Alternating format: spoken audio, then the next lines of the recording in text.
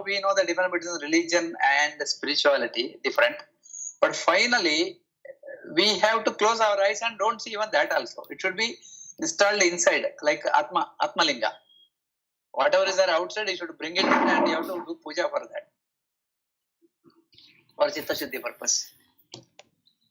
No, that is correct. So now we have the problem here is that we have the parampara, and so parampara always distorts the way of seeing things because now it is part of the parampara.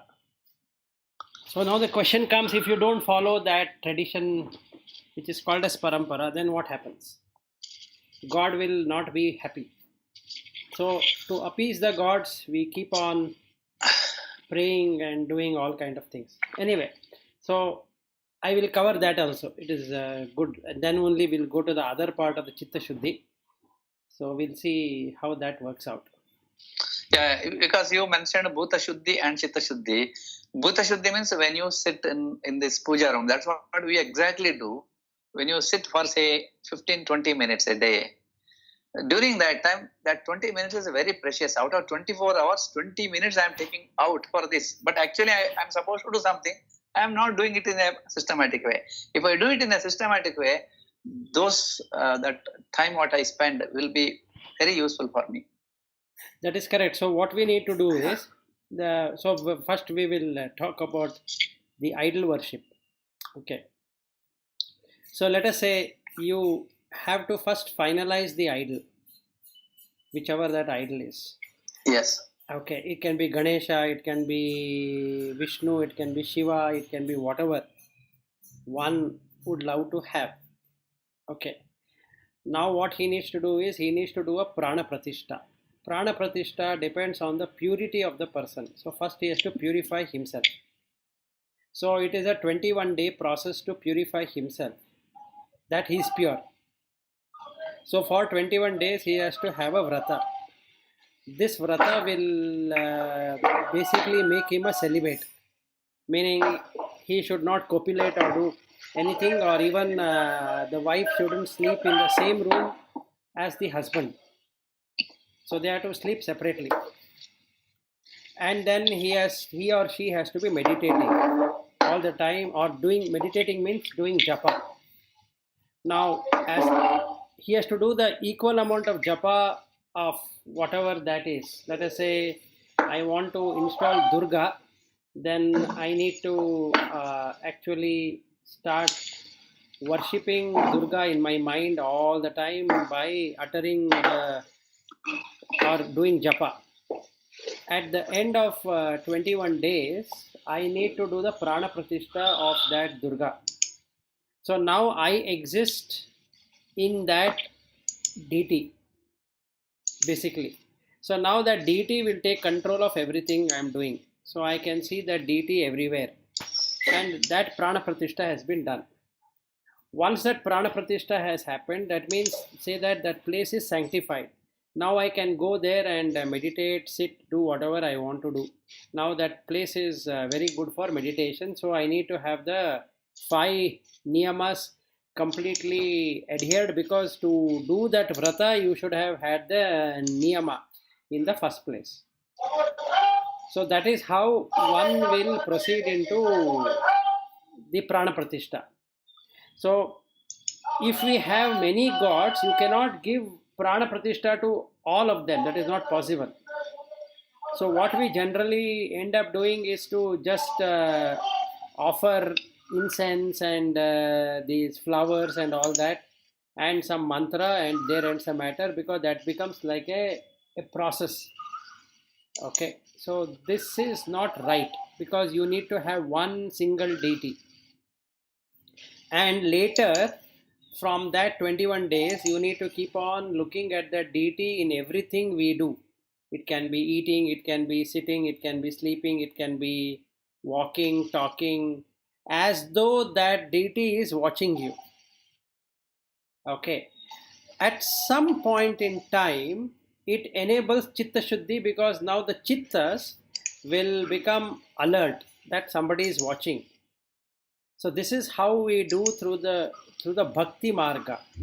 The gnana will automatically come when the bhakti is completely established into shraddha. So now what happens here is that when I establish this deity is watching me when I'm let us say when I'm washing my clothes or wearing the clothes or not wearing the clothes, when I'm seeing something, when I'm not seeing something. This is called as awareness. So this is basically what you're doing is, since I don't have the ability to be aware by myself, I'm bringing a deity which will make me become aware that this deity is watching me everywhere. So then what happens here is that a person becomes more and more and more pure. When you say person becomes pure, means it is his chitta which starts to become pure. As the chitta starts becoming pure, then he will lose that ahankara in himself, because it starts surrendering to that deity. And once it starts surrendering to the deity, it will totally surrender to the deity. Now the mind which has the original consciousness start to shine on that mind, so that deity is seen face to face by that aspirant. So now he will do as per what the deity says and not what as per he thought he should be doing. So now that consciousness will guide him what needs to be done. So what has happened is this Atma has now become bright, and it has controlled the mind instead of mind controlling the consciousness. So this is the marga, or this is the path. So first happens is bhakti, then happens the gnana. Then they intermingle between each other, wherein as the new information comes in, the bhakti starts to even more project. So the person is always in that state in anything he or she is doing. So it first starts with the puja room, and then it comes to the, let us say, the living room, then to the kitchen, then to the bedroom, then to the toilet, then to everywhere. If he's walking, he's going in awareness. He's talking, he's going in awareness, or he's doing it in awareness. He's going to the toilet, he's aware. He's going everywhere, he's aware. Eating, he's aware. Drinking, he's aware. Everything he's aware, because now that the chitta is purified. That's the gnana. So now, taking on to that question, which starts first, jnana, bhakti, are they intermingling, how it intermingles, and all that, if we were to really see, is that, let us say I have a bhakti in a person, in a god, or I go behind jnana. So let us take these two cases. So let us say I am follower of Buddha. So now I go by either the bhakti on Buddha, or I go by jnana of Buddha. And then I start studying what all is written on the by Buddha and how he has explained. Now it strikes me somewhere that this is how I need to lead my life. That eventually brings me to bhakti, and then onwards I will convert that into faith, because it is working. I can see that whatever he is saying is working on me. So my shraddha increases. Once the shraddha increases, the jnana and the shraddha goes together, or bhakti and jnana now starts going together, because the more I understand, the more I become revered to that person. Let us say I am following Shankaracharya. Then I'll start reading about what all I need to know. I need to know Bhajagovindam, I need to know about Aparokshanabhuti, then I need to know about Viveka Chudamani. Let us say these three major granthas of Shankara I am interested in, and I would love to have his attributes as my attribute. So when I start studying the whatever Shankara has said, it strikes me that what I am doing is not okay. So then the abundance bhakti will start on Shankara. Maybe I'll go and buy a statue of Shankara keep it in my room, and I keep on watching that Shankara is watching me. In every action, Shankara is watching me. So in that way, he becomes my guru. Just like for Ekalavya, Dronacharya was the guru, even though he did not teach him anything. Still, Ekalavya in that image could see Dronacharya teaching him. Similarly, in that image, I can see whoever guru I want is really teaching me. So then my mind doesn't falter because it sees that the guru is watching every given move, whatever I am doing. Now, let us say I don't have that Gnana Marga presently because my mind is totally distorted, then I can bring the Shankaracharya or Buddha or Vishnu or Shiva or whomever I think I want to go with. And what I'm going to do is I'm going to start praying to him, saying that give me the Gnana of whatever it should be, and I will not leave you until you bestow me with that Gnana. So I will start singing hymns about the God of mine. Can be Shankara, can be Buddha, can be Madhvacharya, can be whomever I consider as my guru or as the God or God incarnation, whatever I want to call that as. So now it few days, whatever the 21 days, I will take that as the upasana, and also I will take it as for my growth. So I am going to establish the niyama. Then once I establish the niyama, I am establishing in line or to appease the guru whom I am considering.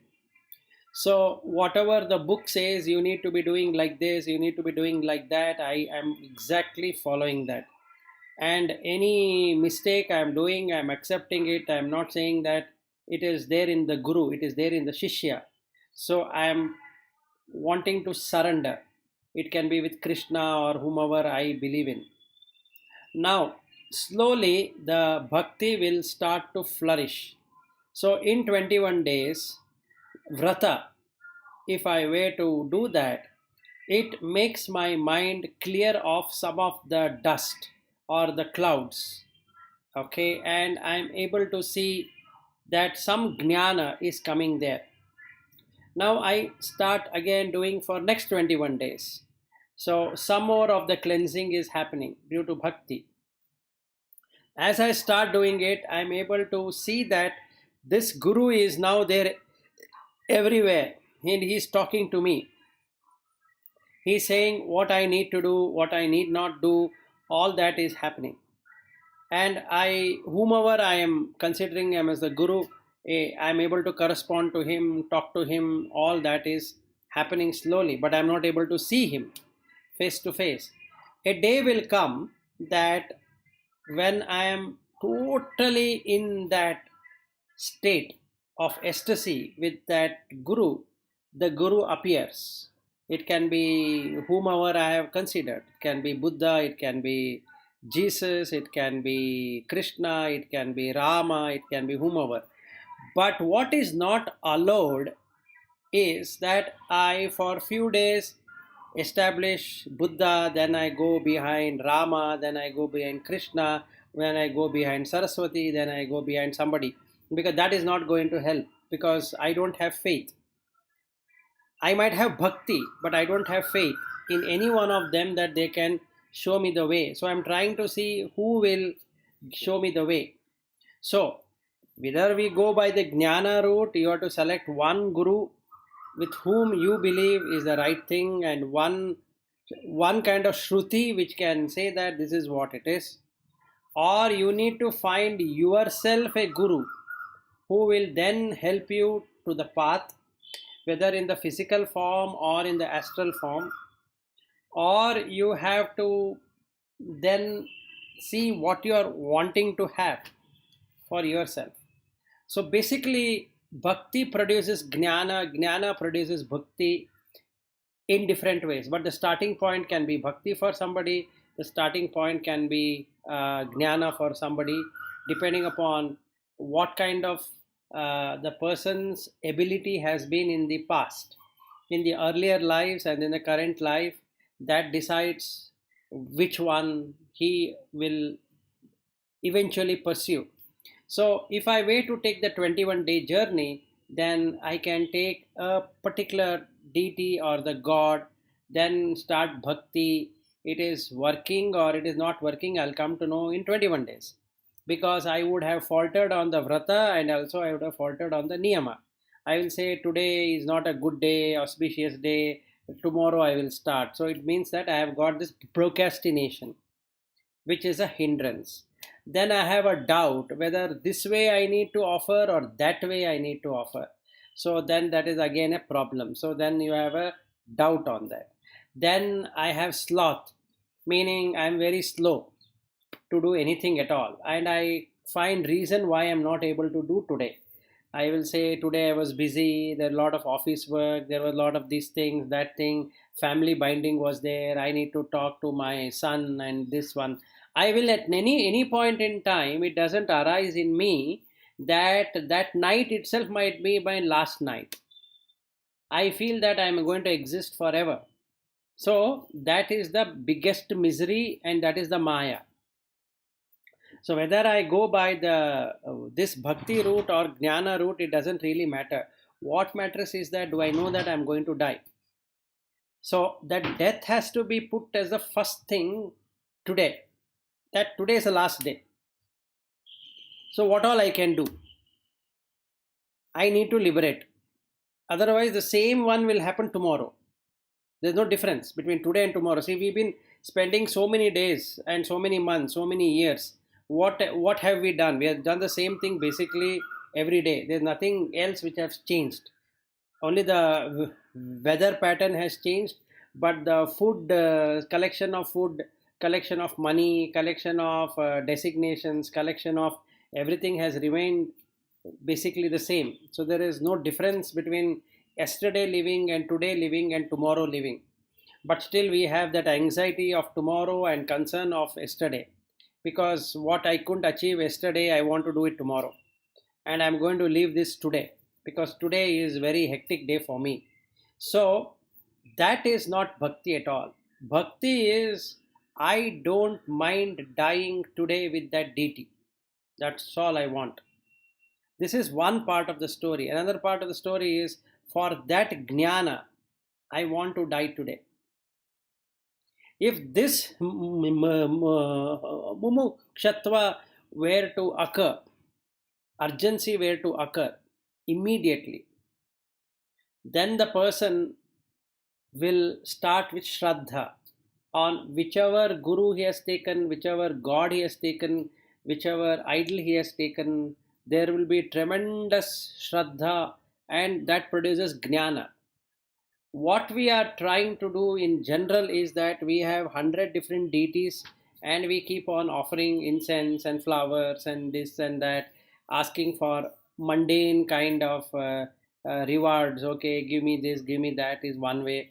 Or I might not ask anything because I have got everything, but I don't know where to what next to be done, because I want to get into spiritual now.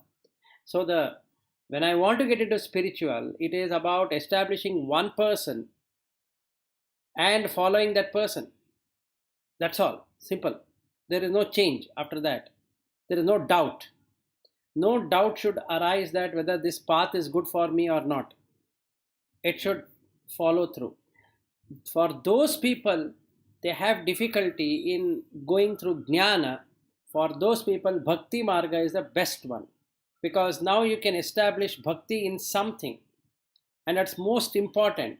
We need to have the belief in something. So bhakti is nothing but belief. So we need to believe in something. So we need to believe in Shankara, or we need to believe in Madhva, or we believe in Buddha, or believe in Jesus, believe in Muhammad, believe in whomever we want to believe. That's the path. Now that should enable a person to get into faith, not a blind faith, but he has tried it out and he can see that it is working, meaning he is able to correspond with his deity. is able to talk with his mentor, and the mentor is able to guide him. So for them, this marga will ultimately give jnana. And those people who don't want to go through this route of appeasing somebody, then go through jnana, select one of the jnana marga of whomever they believe in, then going through that literature, they practice it as indicated, fight out their mind, fight out their mindset, and then come to bhakti. Because ultimately they'll start believing in that person, they'll start worshipping that person. So let us say I go by Shankara, and ultimately I go through Aparoksha Anubhuti, Viveka Chudamani, and all that, and I start implementing. Won't I feel really grateful to that person? And sincere gratitude will start flowing, and I'll start crying in ecstasy because he has come and showed me the way. So I will become a devotee of Shankara. No matter who says what, I don't care. I will be a devotee of Shankara forever. So now I am having bhakti. So I started with jnana. It it culminated in bhakti. So now bhakti and jnana go together. So in the previous one, I started with bhakti. That started giving me jnana. So these two will go together. But we need to go with one, not with all. That doesn't help. Any questions?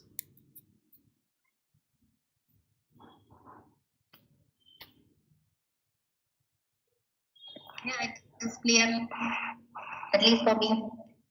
Okay, so you need to choose whomever you want, which you are comfortable with, and you know it is going to help you work out, and just follow that. Nothing needs to be changed.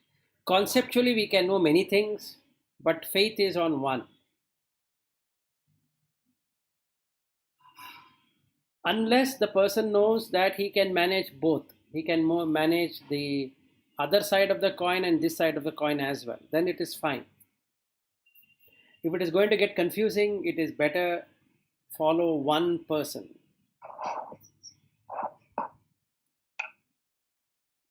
Like, I was talking to my wife, can you change our the puja room? She is not happy. Even my puja room also has quite a lot of photographs. Yes, To have all photographs. That is, I think all Hindu homes will have like that. correct, Even my parents' home also have. correct. So, but that you can still have. But then where you fix your mind, that can be one. You can still But keep how? it, But how? isn't it?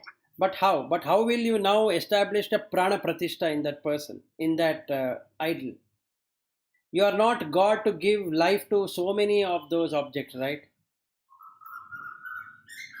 Vilas.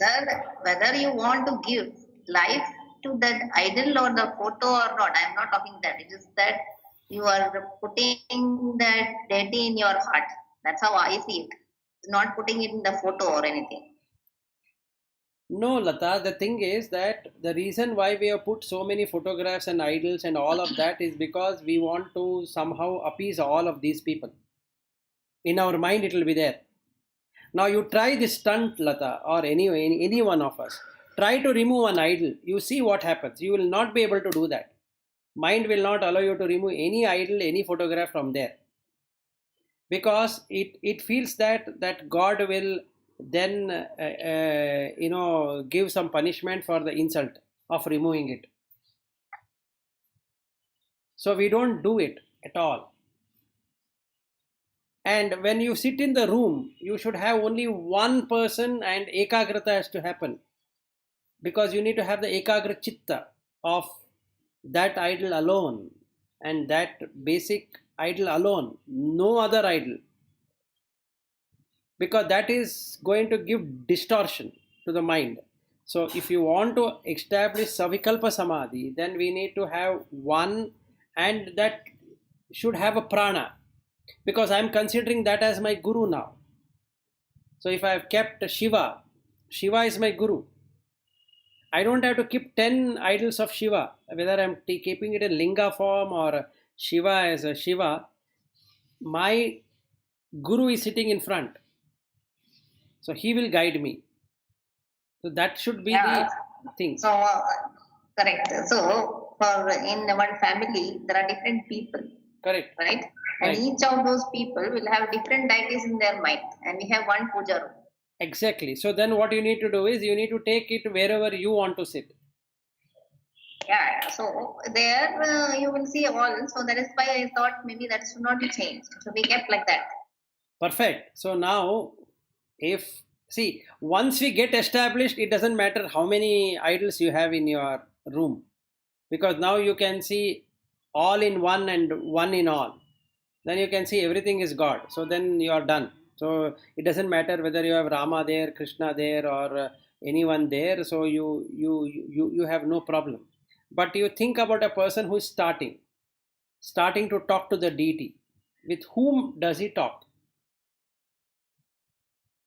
So I think everybody would have some kind of inclination towards some one particular deity. Agreed. If if I Agreed. take my husband, I think he is more oriented towards Ganesha.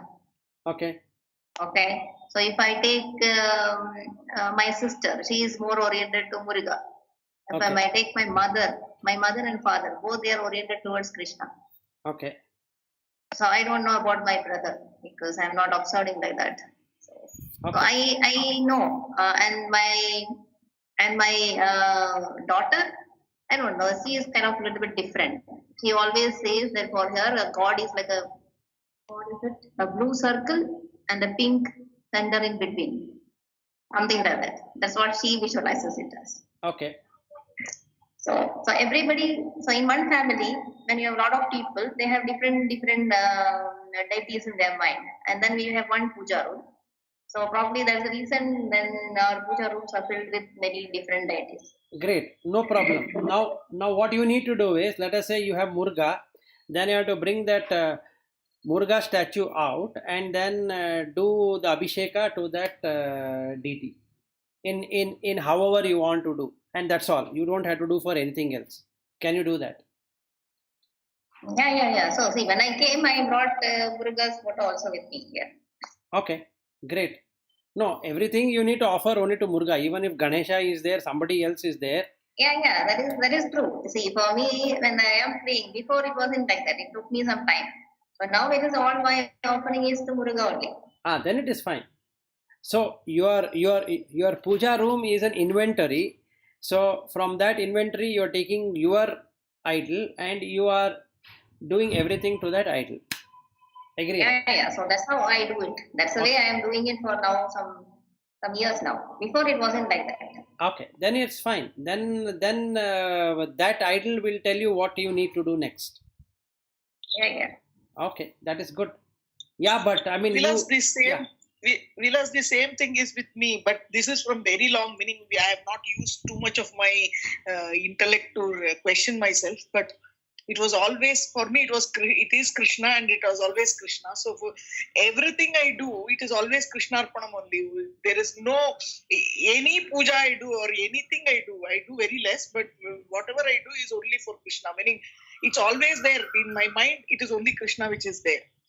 This has been happening from very younger days also, not today, just very younger days also. So I always felt that everything is the same. It's just that we give a form and this one to gods just because of our convenience, and there are different aspects of the god which we are looking through, and all these aspects for us, for some reason, we cannot see it in the same thing, and we just give name and form for it in different ways.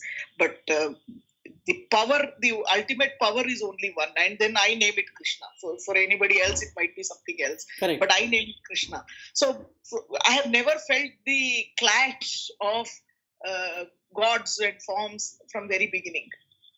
Okay. And just like Lata says, her daughter says blue color and pink color.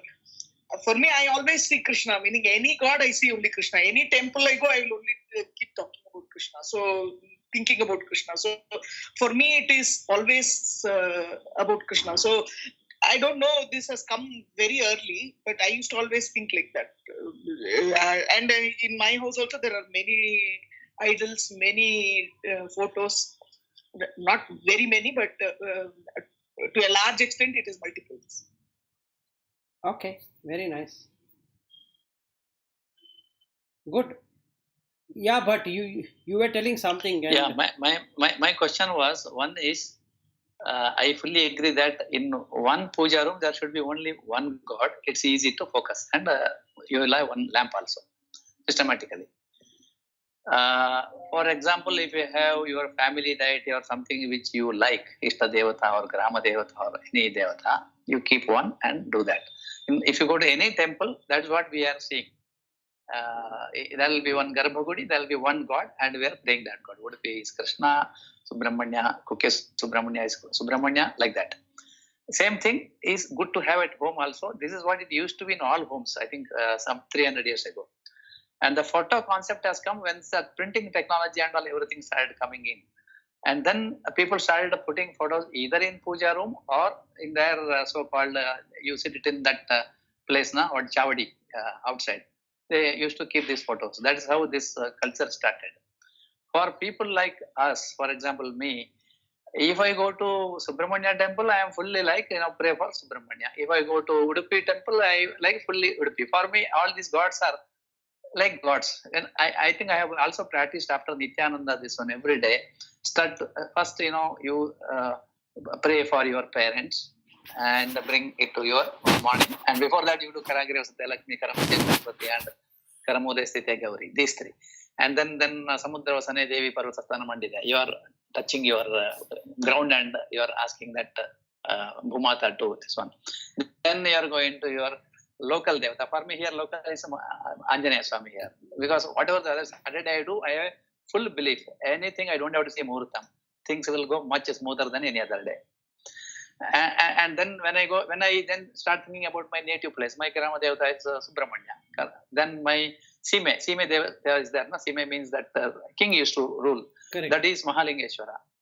And then we have Kukke Subramanya, you have Udupi, Kollur. I used to remember all the temples where all I visited. I used to just pray. That is called multi-devata pujas. Okay. Similarly, when in Sanjavandana, you have Krishna and Shiva and all that, Gayatri, all combination. This is what, I have, come in a culture of almost all devatas. If I see Allah also, for me, Jesus, all that, like I keep equally same, including acharyas. But after your session, I was thinking, even otherwise, I was thinking, too many things, management is very difficult in your puja room. Wherever you go, you should have only one. Kukke Subramanya is only Subramanya.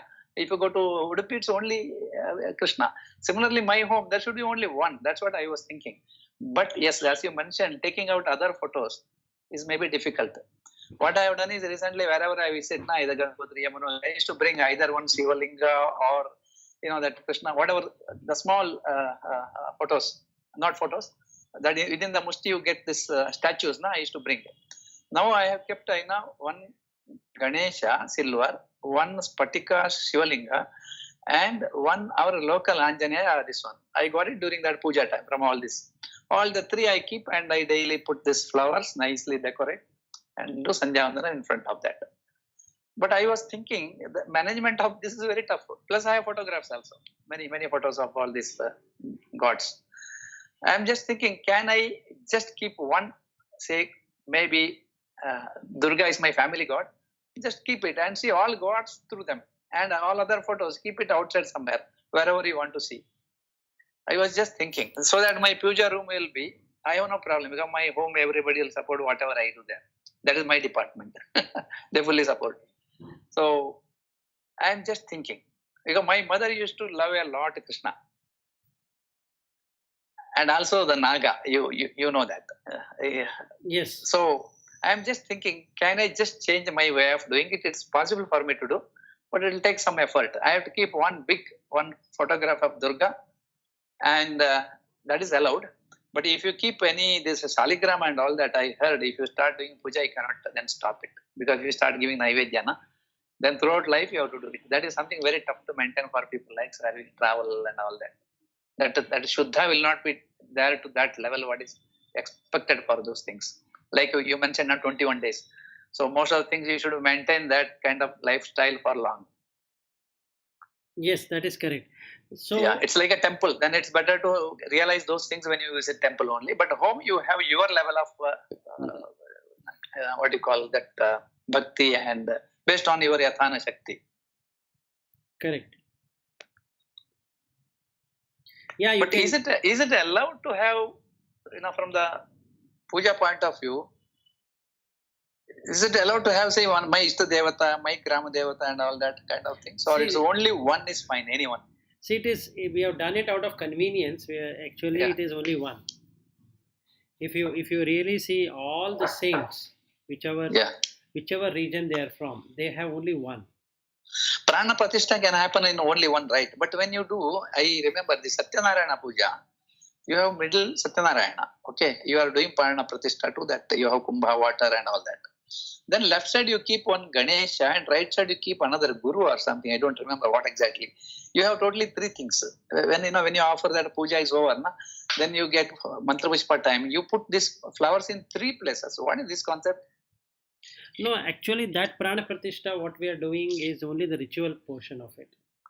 You can only offer yourself to one, right? You can't be able to offer to 100 people because we don't have that ability to do so.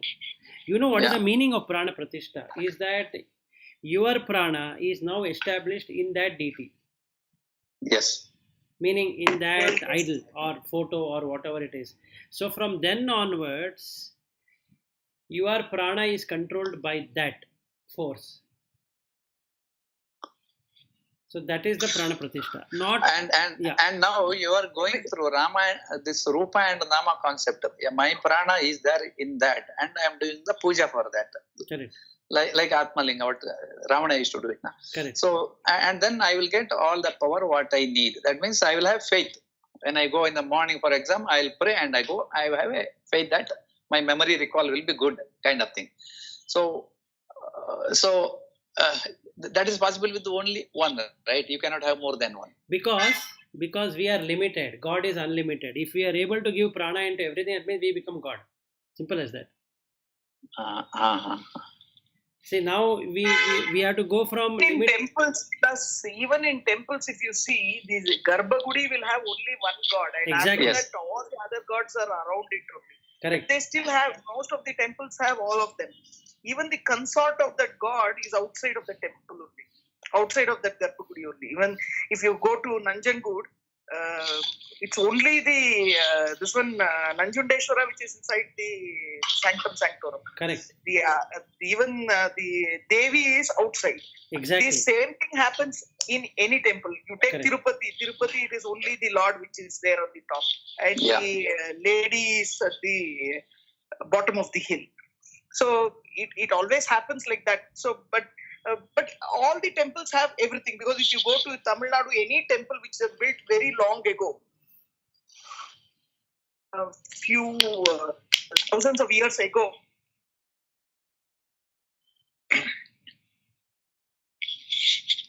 Padmas, we lost you.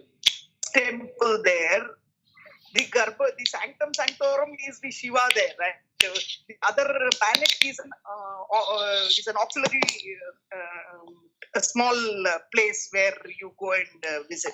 So it's mostly it is given like that only. But then still everything is there, meaning all the aspects of that power are put across in the temple. So it must be having one meaning, right? So it is not that we should have only one. No, the meaning is even that in puja. No, the meaning here is that in a temple there are so many people coming, so you will have different kind of worships happening, but there is only one central god, which can be Shiva or Vishnu or whatever that main deity is. The remaining deity also will have different garbhagudi of their own. So there are priests who are separate for each one of those, and they offer prayers to that, and they do archana and all of it, and then give life to that thing. But when we do it ourselves, let us say you have your own temple, which is you, right? So this hands and legs and everything is like the outer temple, and the inner temple is the heart. So that is the garbhagudi. The heart is the garbhagudi. It can only foster one god. whomever that is, because that is, That is right. yeah, that is the Paramatma and Atma, right? You cannot say that I am willing to give life to 100 people. That's not possible. Because what you do outside is exactly done inside. So you have only one heart and you have only one prana. You don't have hundreds of prana. You have only one prana.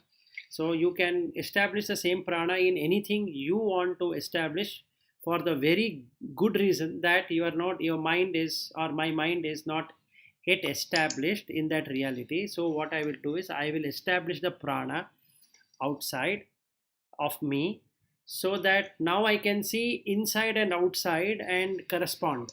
So I now follow whatever that God says. The God will say, do this, I will do that, I will. So I'll start corresponding because I have done the required sadhana to make that prana in that deity work. So now it becomes very easy for me because I can see that same God everywhere. So that's the whole concept with which it is done. So the Garbhagudi for all of us is the heart, because that is the seat of the mind, that is the seat of the emotions, that is the seat of prana, that is the seat of everything. So that being the case, and even when you say, who are you? We will touch the heart. We don't touch any other part of the body. We always touch the heart. I am. So that I am is coming from the heart. So to go to that I am, real I am, I need to be touching the heart. So since it is established in the heart, that Garbhagudi is itself the heart. All others are accessories. The hands and legs and everything is accessories. They are not real. The only heart is real, because that is where everything emanates. So we can't have 100 different ideologies and different photographs and different idols and all that, because that mind cannot establish, basically. Yeah, we can offer everything to everyone, that is correct, but you will not be able to go beyond the, we will not able to get the Gnana. We will be submerged in the same samsara, asking for the mundane kind of things, if you were to go into Bhakti Marga.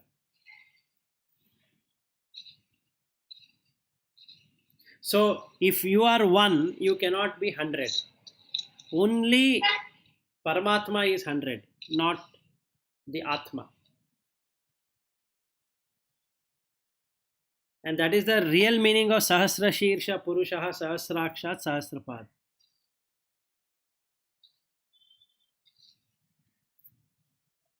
So you are using the concept of one mother. You can have everything, you can see everything through her. Yes, you can see everything through her. All children she can see, but you can't say that I will have 100 mothers. I think a good concept is easy to focus in one and realize other things. You are not keeping other gods away, but through her you are seeing other gods. Yes, so if you have Durga, you are seeing from Durga, you are able to see everyone.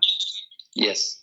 Right, that is what the concept of Vishishta Advaita is all about. The Iyengars, they believe in Lakshmi. Lakshmi will show Vishnu. You cannot see Vishnu directly, not possible. Vishishta is that. If you take Adi Shankara's life itself, so he attained a lot of the intellectual this one, and he was liberated. But then he also has sung Saundarya Lahari, he has sung Kanakadara Stotram. All of them are different aspects of power only, right? Correct. It is not the same, meaning, and then Subramanya Bhujangam, so many things. That means he also looked at all these things as 2 or 3 different possibilities of the same power, right? Yes, after he finished it, after he finished the journey, he started doing all of that.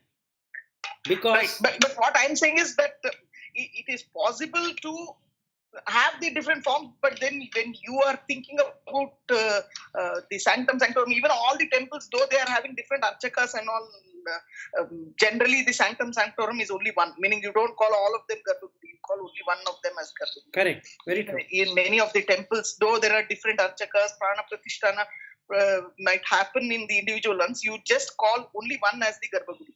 Right. In most of the temples, or in all the temples also.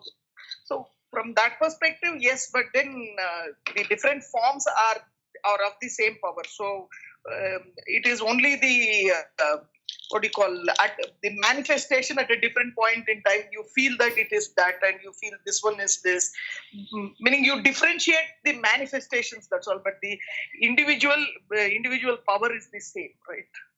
No, that is correct. See, once we get into that one, then it is very clear. When you are in Advaita, everything is very clear. To go to Advaita, how do you do it? Is the question.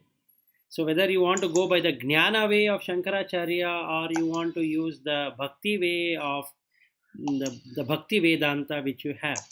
So then you can go by Bhakti. Absolutely no problem. You will get into Gnana. But we need to have Bhakti on one. You can't have Bhakti on all. That is not possible unless you have the Gnana.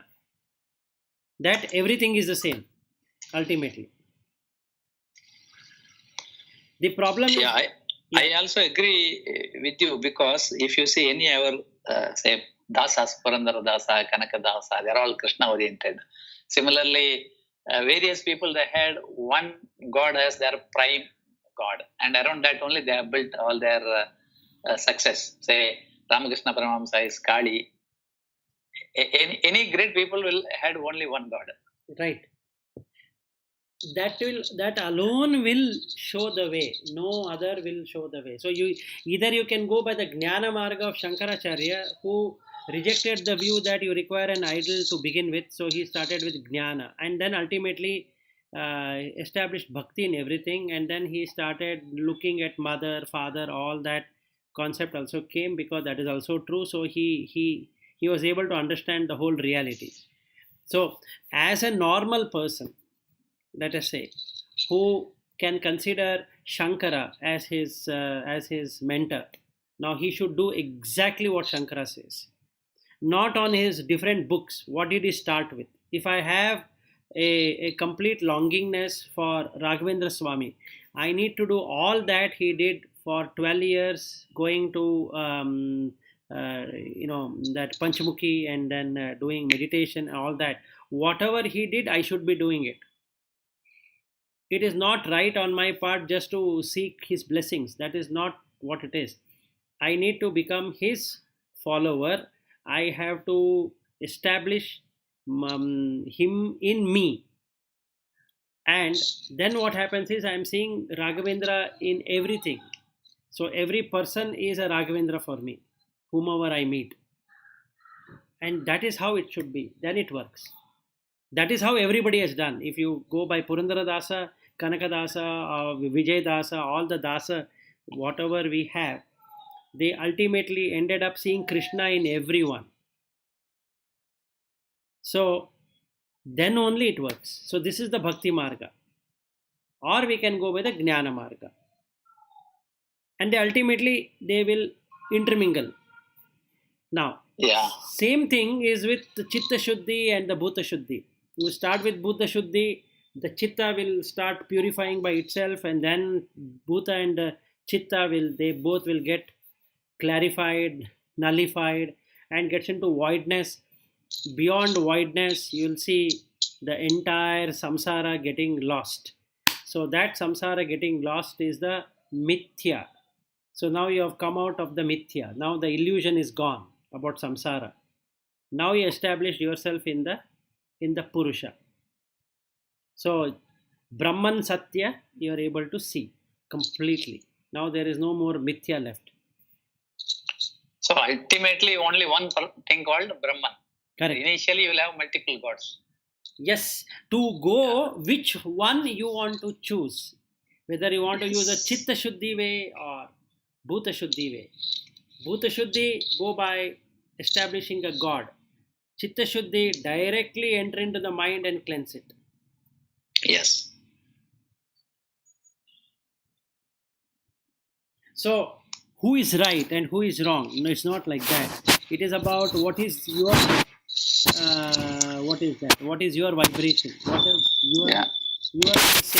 if you feel, yeah, I need to establish in Bhuta Shuddhi, better is the whatever we are doing of Shankara or Madhva or whoever it is we are following, go by that, but establish one deity and done with it. No, I don't want to go that route. I want to go by the pure Gnana, Keval Gnana. So you have two people who did that. One is Mahavira, who started Jain, and you have Buddha. So again, you can find out whomever you feel you can actually resonate that energy with. Then go by that. You will get jnana. Then you have the bhakti also happening in that, and then your bhuta will get purified through the jnana, or through that what I can say, through the chitta getting purified, the bhutas are also purified. So the chitta doesn't hold the bhuta any longer. So it will disintegrate. So the bhuta will remain as bhuta and the chitta remains as chitta. At the death, the chittas don't have any energy to go and attach itself to any further element, so it is released completely. So there is no need for that person to come back. Now we go by the bhakti marga. So now, so the person will keep on looking in bhakti with everything. Then he'll establish bhakti in everyone, sees the same deity everywhere. Then slowly his association with the five bhutas are gone. With five bhutas gone, the chitta gets purified. The chitta doesn't again come up. So yogas chitta vritti nirodha happens. Then the tada drashtu swarupe avasthanam. So now he sees the pure atma, which is unconnected with anything at all. So then he is released from samsara. Here also he is released from samsara because he can see atma, that is the consciousness, pure and bright, shining in all direction, doesn't have any longingness for any of the five elements or association and all that. So both of them will lead eventually to liberation, whether you go chitta route or you go by the bhuta route.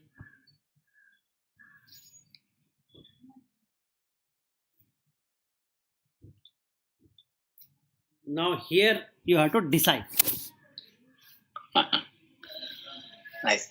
Vishal, Vilas, I have to join another meeting. Sure. So 9:30. Yeah, so we will Thank you, continue yeah. again tomorrow, rather than I continuing after you leave. Yeah. Okay then. Okay. Thank you. Thank you. Thank you, Vilas. Thank you. Bye-bye. Thank Yes, you. thank Bye. you. Bye.